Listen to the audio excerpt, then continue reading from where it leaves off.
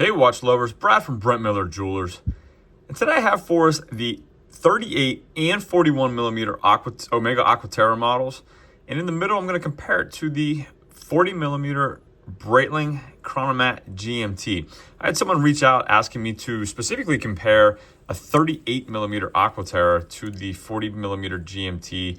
I think he owns the 38 and was just wondering how the 40 here in the Breitling would wear. However, when I grabbed them both out and had them side by side, I couldn't help but think, inevitably somebody's going to ask, but how does it compare to the 41? So I had this dark olive green Aqua Terra in stock as well, and thought I'd pull these two just to kind of show you the different shades of green on these as well. So I'm not going to go over all of the dimensions for all three of these watches. I'll touch on a few of them throughout the review, and all of them in detail will be listed in the description of the video. So if you want full specs on all three, take a look there. I'll make sure they all get posted in there. So when you're looking at the 38, one of the things that right off the bat when I was taking some measurements, believe it or not, and I guess maybe looking through my phone here, videoing this, you can see it. The crystal of the Aqua Terra 38 is actually 32.5 millimeters from the edge of the crystal to the 3 to the 9 on just the crystal, whereas the Breitling is 31.5, and that number surprised me just visually that the crystal itself is actually smaller. Obviously, we have a larger, kind of thicker stainless steel or polished stainless steel bezel on the Chronomat, but really just, again, side by side, I didn't get the impression the crystal was larger. But again, the case dimensions, everything else, I think it's just maybe a little bit more to look at and kind of miss to the naked eye before taking the measurement. So comparatively speaking, the 41 millimeter Aqua Terra's crystal is 35 millimeters. So you do have considerably larger crystal.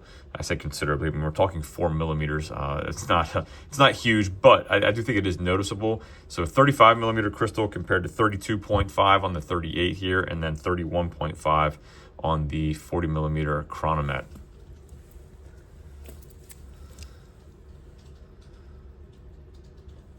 And I will throw these on wrist here shortly.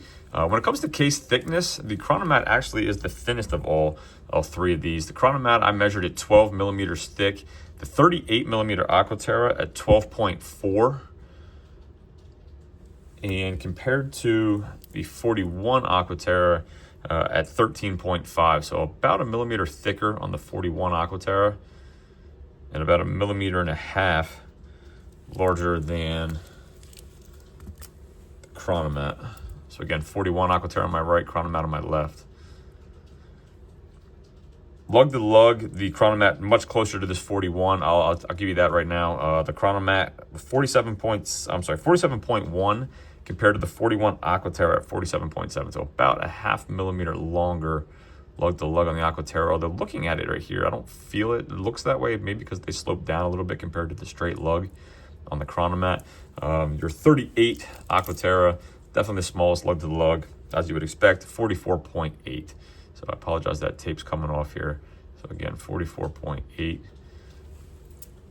So at this point, I'm going to throw them all on wrist to kind of give you a look, see how they wear on my 6 3/4 inch wrist.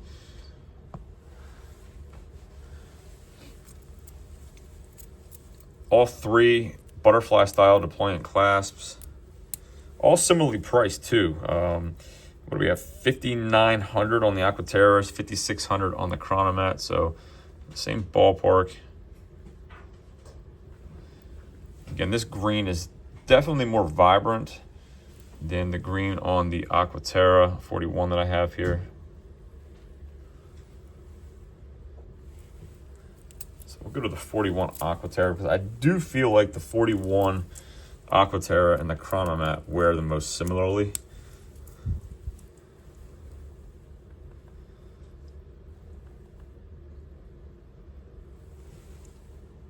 And because the Aqua Terra is all dial, I do feel the 41 Aqua Terra does wear the largest of the three, and slightly, again, to my eye, just wears a little bit larger visually compared to the Breitling again.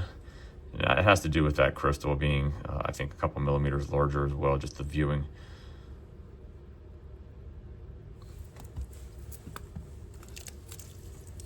And again, this is the 38 Aqua Terra black dial.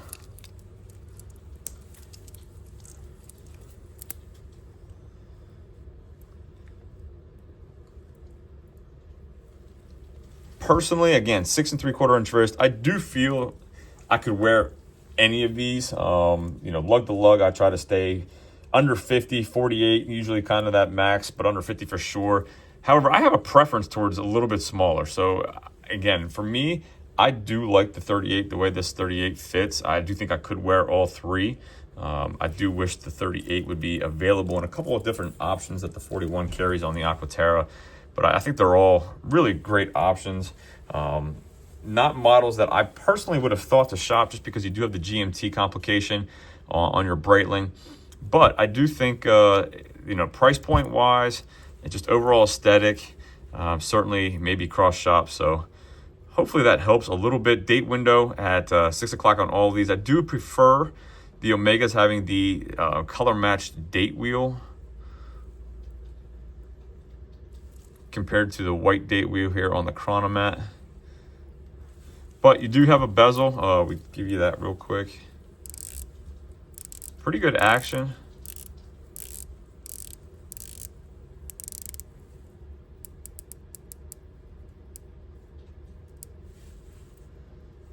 And I will say, just from setting the time on these, the crown on the Chronomat was the easiest to manipulate, the easiest to kind of just have access to, that onion style crown. The 38, just a smaller crown. Again, not an issue, just a little bit smaller. And the 41, again, just kind of it's just the way the crowns are shaped on those Aqua Terras. Definitely easier to get to the Chronomat's crown. So again, I will list all of the dimensions, all the specs in the description. I'll hit the lights here real quick. The other thing I will say real quick, the Aqua Terra 38 was 131.7 grams. The 41 was 150.8 grams, and the Chronomat was 152.5. So again, I do think the 41 is going to be the direct competitor to the Chronomat. The 38 is great. I do feel like it's just the 40 definitely wears larger and is larger when you're looking at lug, everything else. So if you really like the 38 and you like the size, Chronomat's definitely going to be a step up in size.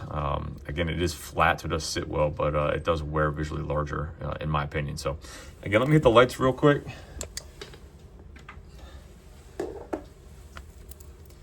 We got the Chronomat, the 38 Aqua Terra, and the 41. So as always, thanks for viewing. If there's anything I can do for you, reach out. Shoot me an email, brad@brentlmiller.com, and we'll see you in the next video.